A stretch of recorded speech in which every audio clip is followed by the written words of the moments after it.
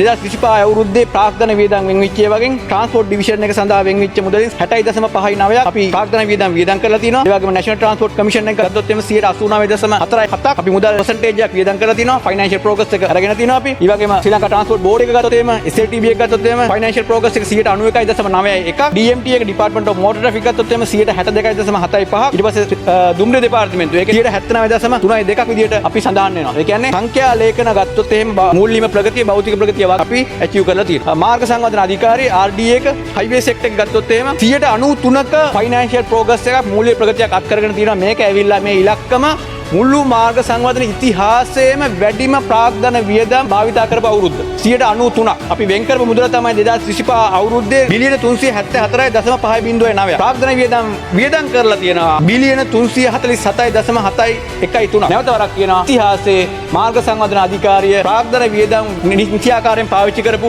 වැඩිම වසර. හොඳට අර ලියන පොත්වල ලියලා තියාගන්න 2026 අවුරුද්දේ මීට වඩා ඇචීව්මන්ට් එකට අපිට යන්න පුළුවන්.